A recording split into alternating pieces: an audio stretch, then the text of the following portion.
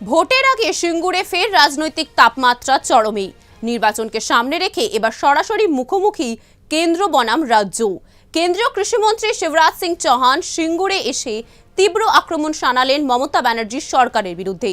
তার দাবি যে জমি নিয়ে একসময় আন্দোলন হয়েছিল, বর্তমানে সেই জমি পরিণত হয়েছে ব্যর্থতার প্রতীকে।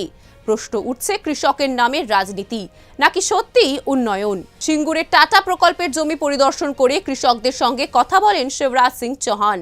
এরপর বিজেপির কৃষক ও ক্ষেত মজদুর সম্মেলনে যোগ দেন তিনি।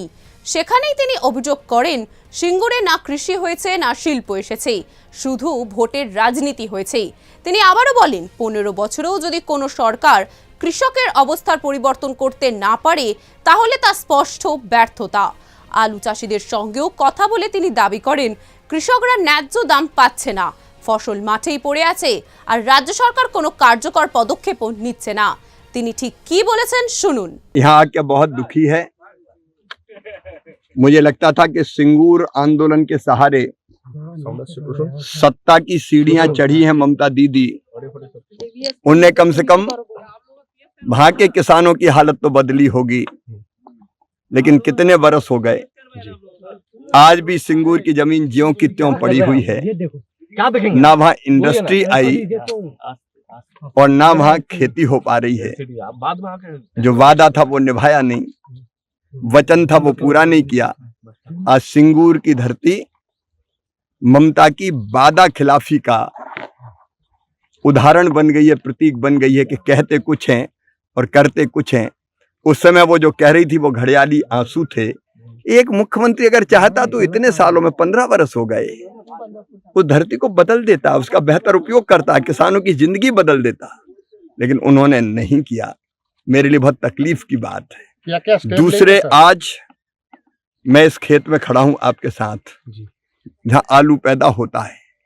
पश्चिम बंगाल आलू उत्पादक राज्य है, देश में दूसरा सबसे बड़ा राज्य है, सबसे ज्यादा उत्पादन करता है। लेकिन पाबंदी कर दिया गया बाहर जाने की। दो चीजें मतलब मुझे तकलीफ दे रही है। नंबर एक, भारत सरकार की योजना है PSS, जिसके अंतर्गत जब कीमत नीचे चली जाती है, आलू प्याज टमाटर हो, यहाँ तक कि हमने तो आम जैसी फसलों के लिए भी किया है, और किसान की लागत भी नहीं निकलती, तो राज्य सरकार के अनुरोध पर भारत सरकार राज्य सरकार को इसको खरीदने की अनुमति देती है कि आप खरीदिए इसको ठीक मूल्य पर, ताकि किसान को नुकसान ना हो।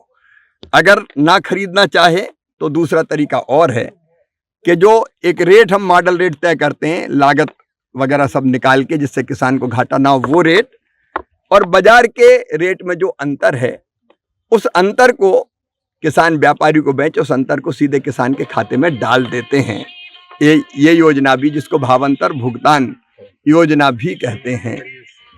एक और तीसरी योजना है, जिसमें अगर दूसरे राज्य में कहीं ज्यादा पैसा मिल रहा हो, हमें कीमत ठीक नहीं मिल रही हो, तो दूसरे राज्य या दूसरे बड़े शहर जहाँ ठीक दाम है, वहाँ किसान ले नहीं जा पाता, क्योंकि पैसे नहीं होते उसके पास भाड़े के। অন্যদিকে এই আক্রমণের জবাব দিতে পিছুপা হয়নি তৃণমূল কংগ্রেস। সিঙ্গুরে তৃণমূল প্রার্থী বেচারাম মান্না কড়া ভাষায় পাল্টা আক্রমণ করে বলেন, ভোটের আগে পর্যটকের মতো এসে মানুষকে বিভ্রান্ত করা হচ্ছে। তিনি দাবি করেন, রাজ্য সরকার ইতিমধ্যেই আলু 950 টাকা কুইন্টাল দরে কিনছে, যা অনেক বিজেপি শাসিত রাজ্যেও নেই।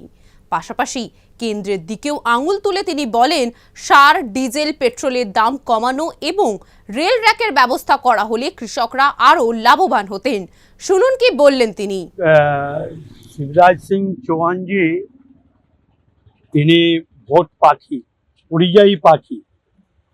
তিনি সিঙ্গুরের বিষয়ে জানেন না বলেই তিনি এইরকম মন্তব্য করলেন।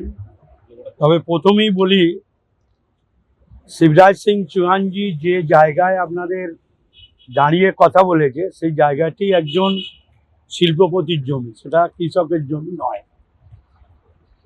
দ্বিতীয় হচ্ছে যে নরেন্দ্র মোদী তিনি জানেন যে কোন জমিতে শিল্প হয়, কোন জমিতে শিল্প হয় না। তিনি নিজেও পার্লামেন্টে জমি অধিগ্রহণের আইন প্রবর্তন করেছেন। সেখানে 75% জমি প্রাইভেট জমি, যদি মালিক স্বেচ্ছায় দেয় তাহলে 25% জমি অধিগ্রহণ করতে পারে।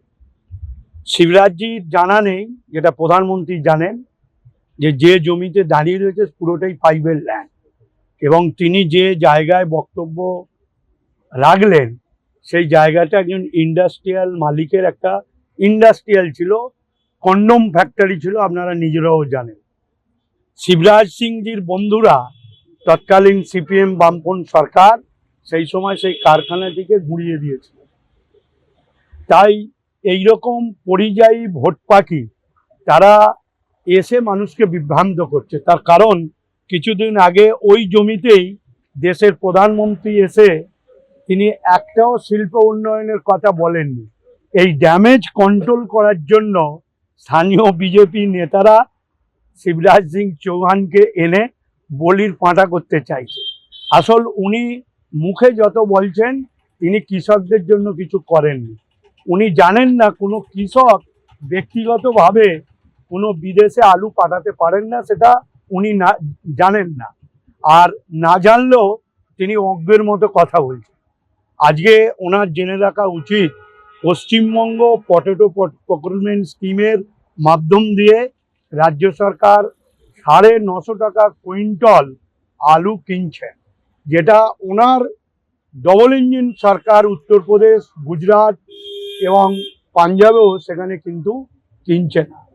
আর কৃষকদের জন্য যতই মা কান্না কানুন না কেন, কেন্দ্রীয় সরকার যে পুরো কৃষক বিরোধী এটা সারা ভারতবর্ষের মানুষ জানে, এটুকু জেনে রাখে।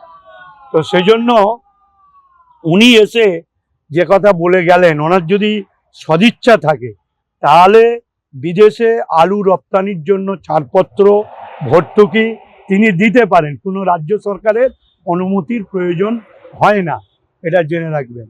সেখানে কোনো আন্তর্জাতিক সীমানা মধ্য দিয়ে যদি রপ্তানি করতে হয় তাহলে কেন্দ্রীয় সরকারকেই ব্যবস্থা নিতে হয়। আসল তারা মুখে বলছে, সামনে ভোট আছে, তারা নিজেরা বুঝে গেছে যে এসআইআর নিয়ে এবং যেভাবে কেন্দ্রীয় প্রবঞ্চনা এই শিবরাজ সিং চৌহানরা করেছেন, কেন ওনার আমলেই 100 দিনের কাজের টাকা বাকি করেছেন, গরিব মানুষের বাড়ি তৈরির টাকা বাকি করেছেন, রাস্তা তৈরির টাকা দেননি, ওনাদের সরকার পিএইচই জল প্রকল্পের টাকা দেননি, ওনাদের সরকার জিএসটি ট্যাক্স বাবদ যে পাওনা মোট 2 লক্ষ কোটি টাকা দেয়নি। আসল উনি বুঝে গেছেন যে এ রাজ্যের পায়ের নিচে বিজেপির মাটি নেই, সেজন্য মিথ্যা কথা বলে। সব মিলিয়ে সিঙ্গুর এখন শুধু জমির লড়াই নয়, এটি হয়ে উঠেছে রাজনৈতিক বিশ্বাসযোগ্যতারও লড়াই। একদিকে কেন্দ্রের ব্যর্থতার অভিযোগ, অন্যদিকে রাজ্যের পাল্টা জবাব। এই সংঘর্ষে সবচেয়ে বেশি চাপে পড়েছেন সাধারণ কৃষক। নির্বাচনের আগে এই ইস্যু কতটা প্রভাব ফেলবে সেটাই এখন বড় প্রশ্ন। কৃষকের ভবিষ্যৎ কি সত্যি বদলাবে, নাকি আবারও রাজনীতির মঞ্চেই সীমাবদ্ধ থাকবে এই লড়াই? দেখতে থাকুন সুদর্শন বাংলা। জয় হিন্দ।